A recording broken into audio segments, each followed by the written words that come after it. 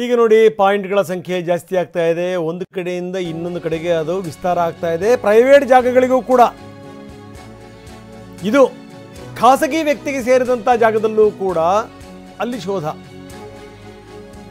ಕನ್ಯಾಡಿಯಲ್ಲಿ ಇರುವಂಥ ಖಾಸಗಿ ಸ್ಥಳ ಅದನ್ನು ತೋರಿಸುವಂಥ ಸಾಧ್ಯತೆ ಇದೆ. ಇವತ್ತು ಈ ಮಾಸ್ಕ್ ಮ್ಯಾನ್ ಕನ್ಯಾಡಿಯ ಜಾಗ ಇದು.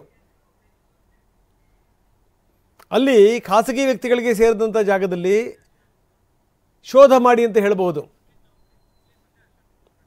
ಬನ್ನಿ, ನಮ್ಮ ಪ್ರತಿನಿಧಿ ಪೃಥ್ವಿರಾಜ್ ನಮ್ಮೊಂದಿಗೆ ನೇರ ಸಂಪರ್ಕದಲ್ಲಿದ್ದಾರೆ. ನಮ್ಮ ಪ್ರತಿನಿಧಿ ಅಶೋಕ್ ಕೂಡ ನಮ್ಮೊಂದಿಗೆ ನೇರ ಸಂಪರ್ಕದಲ್ಲಿದ್ದಾರೆ. ಪೃಥ್ವಿರಾಜ್ ಬಹಳ ಗಮನಿಸಬೇಕಾದಂಥ ಸಂಗತಿ, ಪಾಯಿಂಟ್ಗಳ ಸಂಖ್ಯೆ ವಿಸ್ತಾರ ಆಗ್ತಾ ಇದೆ. ಜೊತೆಗೆ ಅಂತಂದರೆ ಆತ ಎಲ್ಲೆಲ್ಲಿ ಹಾಕ್ತಾ ಇದ್ದಾನೆ ಏನು ಎತ್ತ ಅಂತ. ಮೊದಲ 13 ಪಾಯಿಂಟಿಂದ ಈಗ ಬೇರೆ ಬೇರೆ, ಈಗ 16A ಈ ಥರದ್ದೆಲ್ಲ ಶುರುವಾಗಿದೆ ಬಿಡಿ. ಈಗ ಈ ರಿಜಿಸ್ಟ್ರೇಷನ್ ಸಂದರ್ಭದಲ್ಲಿ ಎಲ್ಲ ABC ಅಂತ ಬರ್ತಾ ಹೋಯ್ತಲ್ಲ, ಆ ರೀತಿ ಆ್ಯಡ್ ಆಗ್ತಾ ಇದೆ. ಪ್ರಶ್ನೆ ಬೇರೆ, ಈಗ ಖಾಸಗಿ ಸ್ಥಳಗಳಿಗೂ ಕೂಡ ಇದು ಹಬ್ತಾ ಇದೆ.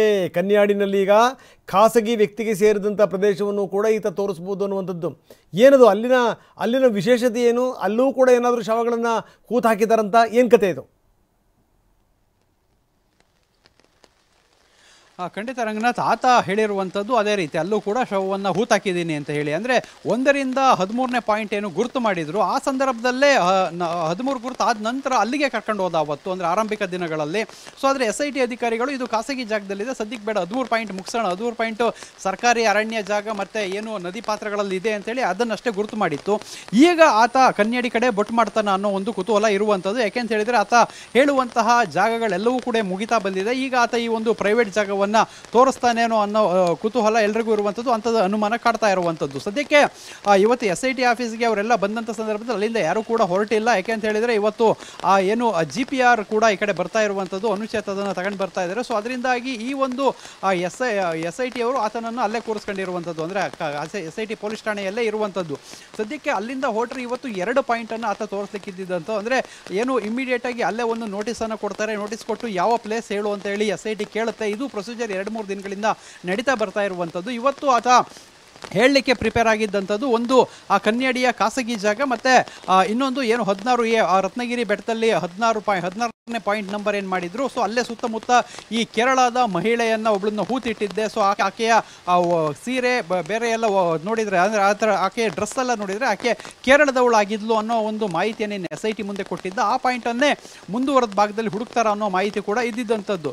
ಸದ್ಯಕ್ಕೆ ಈ ಒಂದು ಕನ್ಯಾಡಿ ಖಾಸಗಿ ಜಾಗ ಆಗಿರೋದ್ರಿಂದ ಅಲ್ಲೂ ಕೂಡ ಈ ಉತ್ಖನನಕ್ಕೆ ಸಾಕಷ್ಟು ಕಾನೂನು ತೊಡಕುಗಳು ಇರುತ್ತೆ. ಯಾಕೆಂತ ಹೇಳಿದರೆ ಈ ಸರ್ಕಾರಿ ಜಾಗದಲ್ಲಿ ಹೋಗಿ ತೆಗೆದಷ್ಟು ಈಸಿಯಾಗಿ ಈ ಖಾಸಗಿ ಜಾಗದಲ್ಲಿ ತೆಗಿಯೋಕ್ಕಾಗೋದಿಲ್ಲ. ಖಾಸಗಿ ಆ ವ್ಯಕ್ತಿ ಯಾರ ಒಂದು ಜಾಗದ ಮಾಲೀಕರಿದ್ದಾರೆ ಅವ್ರಿಗೆ ಇನ್ಫಾರ್ಮ್ ಮಾಡಬೇಕು, ಅವರ ಪರ್ಮಿಷನ್ ಆಗಬೇಕಾಗಿರುತ್ತೆ, ಅಂದರೆ ಅವರ ಕಾನೂನು ಪ್ರಕ್ರಿಯೆ ಕೂಡ ಅದು ಆಗಬೇಕಾಗಿರುತ್ತೆ. ಸೊ ಇಷ್ಟೆಲ್ಲ ಪ್ರೊಸೀಜರ್ಗಳಿರೋದ್ರಿಂದ ಇವತ್ತು ಅಲ್ಲಿ ಮಾಡ್ತಾರಾ ಅನ್ನೋದು ಈಗ ಇರುವಂಥದ್ದು. ಸದ್ಯಕ್ಕೆ ಅವೆರಡೂ ಪಾಯಿಂಟ್ ಕೂಡ ರೆಡಿ ಇದ್ವು.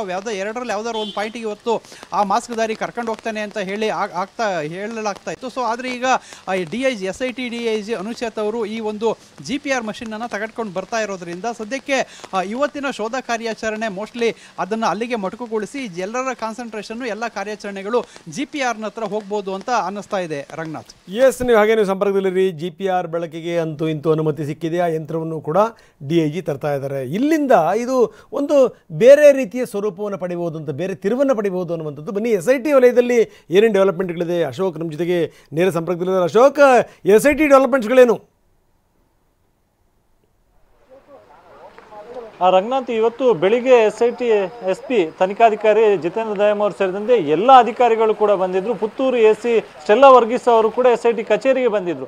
ಆದರೆ ಈಗ ಸದ್ಯದ ಬೆಳವಣಿಗೆ ನೋಡಿದರೆ ಇವತ್ತು GPR ಯಂತ್ರ ಬರೋದಕ್ಕೆ ಅಧಿಕಾರಿಗಳು ಕಾಯ್ತಾ ಇದ್ದಾರೆ ಅನ್ನುವಂಥದ್ದು ಕನ್ಫರ್ಮ್ ಆಗ್ತಿದೆ. ಯಾಕಂತ ಹೇಳಿದ್ರೆ ಮಧ್ಯಾಹ್ನದ ಊಟವನ್ನು ಕೂಡ ಈಗಾಗಲೇ SIT ಕಚೇರಿಗೆ ತರಿಸ್ಕೊಳ್ಳಲಾಗಿದೆ. ಎಲ್ಲ ಅಧಿಕಾರಿಗಳು ಕೂಡ SIT ಕಚೇರಿಯಲ್ಲೇ ಇದ್ದಾರೆ. ಇದರ ಜೊತೆಗೆ ಸಾಕ್ಷ್ಯ ದೂರುದಾರನು ಕೂಡ ಕಚೇರಿಯ ಒಳಭಾಗದಲ್ಲಿ ಇದ್ದಾನೆ. ಫೋರೆನ್ಸಿಕ್ ಟೀಮ್ ಅವರಿದ್ದಾರೆ, ಸೋಕೋ ಟೀಮ್ ಅವರಿದ್ದಾರೆ, ಫಾರೆಸ್ಟ್ ಡಿಪಾರ್ಟ್ಮೆಂಟ್ ಅವರು ಇದ್ದಾರೆ, ಎಲ್ಲರೂ ಕೂಡ ಇದ್ದಾರೆ. ಈಗಷ್ಟೇ ಪುತ್ತೂರು AC ಸ್ಟೆಲ್ಲಾ ವರ್ಗೀಸ್ ಅವರು ಕಚೇರಿಯಿಂದ ಹೊರಗೆ ಬಂದಿದ್ದಾರೆ. ಅವರು ನೇರವಾಗಿ ಈ ಏನು SIT ಕಚೇರಿಯ ಮುಂಭಾಗದಲ್ಲಿರ್ತಕ್ಕಂಥ ಏನು ತಾಲೂಕು ಆಡಳಿತ ಸೌಧ ಏನಿದೆ ಅಲ್ಲಿ ಇರತಕ್ಕಂಥದ್ದು. ನೀವು ಗಮನಿಸಬಹುದು, ಈಗಾಗಲೇ ಕೆಲವೇ ನಿಮಿಷದ ಹಿಂದೆ ಅವರು ಈ ಒಂದು ತಾಲೂಕು ಆಡಳಿತ ಸೌಧದ ಒಳಭಾಗಕ್ಕೆ ಹೋಗಿದ್ದಾರೆ. ಅಲ್ಲಿ ಗಮನಿಸಬಹುದು ಅವರ ಕಾರು ಕೂಡ, ಅಂದ್ರೆ ಅವರ ಸರ್ಕಾರಿ ವಾಹನ ಕೂಡ ಆ ತಾಲೂಕು ಆಡಳಿತ ಸೌಧದ ಮುಂಭಾಗ ನಿಂತಿರ್ತಕ್ಕಂಥದ್ದು.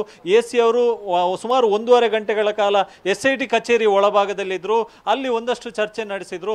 ಸೊ ಈಗ ಕೆಲವೇ ನಿಮಿಷದ ಹಿಂದಷ್ಟೇ ಅವರು ತಾಲೂಕು ಆಡಳಿತ ಸೌಧದ ಒಳಭಾಗಕ್ಕೆ ಹೋಗಿರ್ತಕ್ಕಂಥದ್ದು. ಸೊ ಮಧ್ಯಾಹ್ನದ ಊಟವನ್ನು ಮುಗಿಸಿ ಇವತ್ತಿನ ಕಾರ್ಯಾಚರಣೆ ನಡೆಸುವಂತ ಸಾಧ್ಯತೆ ಇದೆ. ಆದ್ರೆ ಇವತ್ತಿನ ಕಾರ್ಯಾಚರಣೆ ಯಾವ ರೀತಿ ಇದೆ ಎನ್ನುವಂಥದ್ದು ಇನ್ನೂ ಕೂಡ ಸಾಕಷ್ಟು ಕುತೂಹಲಕ್ಕೆ ಕಾರಣ ಆಗಿರ್ತಕ್ಕಂಥದ್ದು.